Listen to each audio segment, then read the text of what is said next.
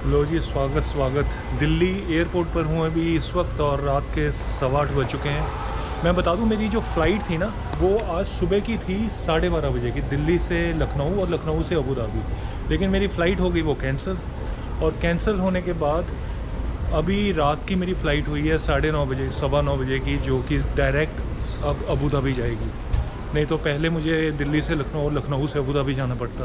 Actually रात को 2 बजे के करीब मेरे को मैसेज आ गया था इंडिगो एयरलाइंस का कि मेरी फ़्लाइट कैंसिल हो चुकी है। ठीक है, अब जब आपकी फ़्लाइट कैंसिल हो जाती है तो DGCA जो है, डायरेक्टर जनरल सिविल एविएशन, जो इंडिया का हेड है सिविल एविएशन का, उसने एक रूल बनाया हुआ है कि पैसेंजर के पास 2 ऑप्शन होंगे। पहला ऑप्शन ये है, या तो उसको पूरा उस फ्लाइट का रिफ़ंड मिल जाएगा, वो पैसेंजर डिसाइड करेगा उस दोनों ऑप्शन में से कौन सा चाहिए। दूसरा ऑप्शन ये है कि पैसेंजर को एयरलाइन किसी दूसरी फ़्लाइट में एडजस्ट करेगी और उसको अपनी डेस्टिनेशन तक पहुंचाएगी ही पहुंचाएगी, और उस फ़्लाइट का अगर फेयर ज़्यादा भी हुआ तब भी वो फ्री ऑफ कॉस्ट रहेगा, पैसेंजर को कोई पैसा पे नहीं करना पड़ेगा। तो आप दोनों ऑप्शन में से कोई एक ऑप्शन चुन सकते हो।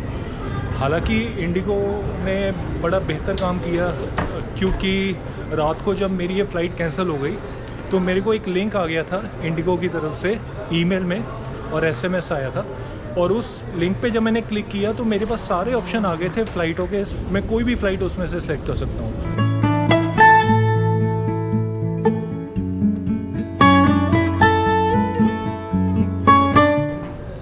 तो जी, मेरा इमिग्रेशन सिक्योरिटी सब कुछ क्लियर हो गया लगभग, और बोर्डिंग शुरू हो चुकी है। 9:15 बजे का फ़्लाइट है, यहाँ से 10:12 बजे के करीब अबू धाबी पहुँचेगी। तो मेरे साथ मुझे एक यात्री मिले हैं चलते चलते, सब्सक्राइबर हैं, चैनल देखते हैं मेरा, और ये भी जा रहे हैं। एक्चुअली मैं अभी बता नहीं रहा इस वीडियो में हम कहाँ जा रहे हैं। ओके। तो अबू धाबी जा रहे हैं हम अभी के लिए अबू धाबी, और ये भी अभी अबू धाबी जा रहे हैं, और अबू धाबी से आगे एक देश के लिए फ़्लाइट है। मैं भी एक्चुअली अबू धाबी नहीं ऑब्वियसली रुकने वाला, मैं आगे जा रहा हूँ। इस ट्रिप में थोड़ा एक्साइटेड इसलिए हूँ क्योंकि मैं यूज़ कर रहा हूँ अपना 5 साल वाला मल्टीपल एंट्री वीज़ा, जो कि एक मेरे लिए बहुत बड़ी बात है। और ये इनके पास होता है ट्रांजिट। अच्छा, आपने ट्रांजिट लिया होगा ना?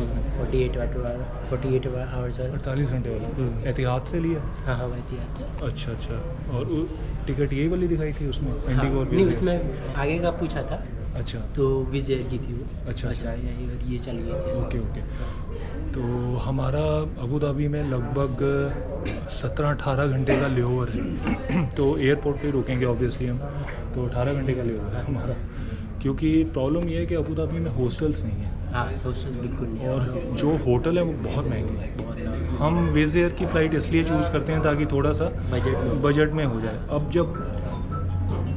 जब हमें होटल ही 4-5 हज़ार रुपये का मिल जाएगा तो फिर वो बजट वाली फ़्लाइट लेने का क्या फायदा। तो इसलिए बेहतर यही था। बड़ा रिसर्च किया हमने भी कि कोई बात नहीं। मैं वैसे भी जब मैं साउथ अफ्रीका गया था तो मैं अबू धाबी एयरपोर्ट पे 16 घंटे का लेओवर था मेरा। मैं रुका हूँ इस एयरपोर्ट पे, मैं ऑलरेडी 16-17 घंटे रुका हूँ। एयरपोर्ट बढ़िया है, ठीक है, तो आप मतलब आराम से बैठने लेटने का भी प्रोग्राम बना हुआ है उसमें। लो जी, अबू धाबी में लैंड हो चुका हूँ और बहुत एक्साइटेड हूँ क्योंकि मेरा जो दुबई का UAE का 5 साल का मल्टीपल एंट्री वीज़ा है वो अभी मैं यूज़ करने जा रहा हूँ। वीज़ा को लगभग 50 दिन से ज़्यादा हो चुके हैं। 60 दिन में इसको एक बार यूज़ करना होता है, इसको वैलिडेट करने के लिए, ताकि अगले 5 साल तक वैलिड रहे।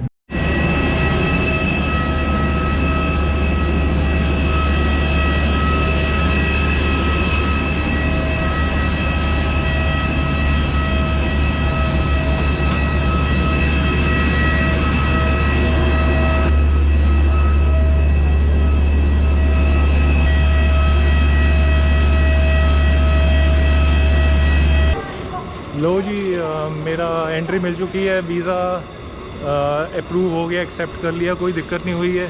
5 साल का मल्टीपल एंट्री वीज़ा। मैंने इमिग्रेशन ऑफिसर से पूछ लिया कि भाई अब मैं कोई बगैर दिक्कत के आ सकता हूँ ना? उन्होंने कहा हाँ। एक सवाल मैंने और पूछा कि अगर मेरा पासपोर्ट चेंज होता है तो फिर क्या किया जाएगा, क्या वीज़ा फिर भी वैलिड रहेगा? तो उन्होंने कहा कोई बात नहीं, पुराना पासपोर्ट आप साथ में लाना जो एक्सपायर हो चुका होगा, और उस पर भी आप एंट्री कर सकते हो।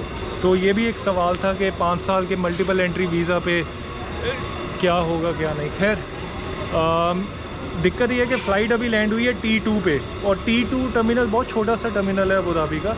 जो मेरी अगली फ़्लाइट है विज़ एयर, वो T1 से चलेगी, तो मुझे T2 से T1 जाना है। स्वागत। सुबह के बज चुके हैं 7। एक्चुअली रात को जब मैं वहाँ से आया था तो मैं आगे यहाँ सो गया था, ठीक है। हमने क्या किया कि यहाँ ना ये सामने ट्रॉली रख ली और पूरा यहाँ पैर वैर यूज़ करके पूरी रात हम यहाँ, मतलब मेरे ख्याल से 5 घंटे तो ऐसे सोए हैं, तो इसमें कोई दिक्कत नहीं हुई। ट्रैवलिंग इतनी आसान नहीं होती, कई बार बहुत मुश्किलों से निकलना पड़ता है।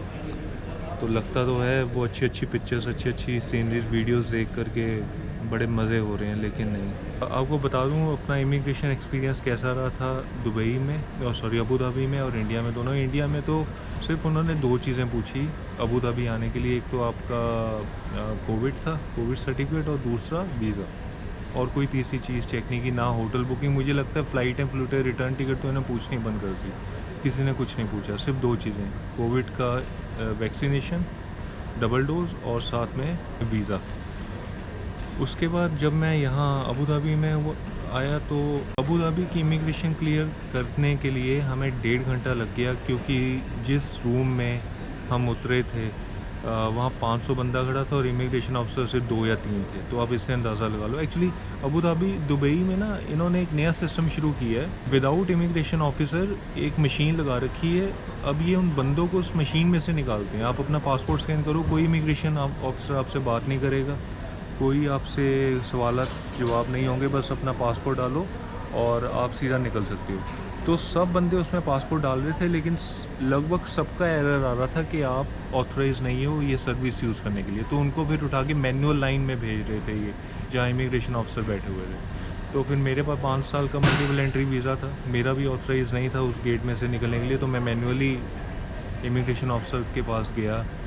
तो कोई सवाल नहीं पूछा, बस मतलब बड़ा स्मूथ रहा, कोई सवाल नहीं पूछा। तो मैंने उनसे 2 चीज़ें जैसे कंफर्म कर ली, मैंने पहले बताया था कि एक तो ये वैलिड हो गया, और दूसरा अगर पासपोर्ट एक्सपायर भी हो जाए तब भी मैं इस वीज़ा को यूज़ कर सकता हूँ। तो अबू धाबी की सबसे बड़ी दिक्कत यार ये है कि यहाँ कोई हॉस्टल नहीं है। तो जो होटल भी पड़ते हैं वो 3-3, 4-4 हज़ार रुपये के पड़ते हैं, तो इतना महंगा है यहाँ। मुझे लगता है ये पहला ही ऐसा सिटी होगा जहाँ मैंने कोई हॉस्टल ही नहीं देखा होगा। तो खैर इसलिए हमें एयरपोर्ट पे रात बितानी पड़ी।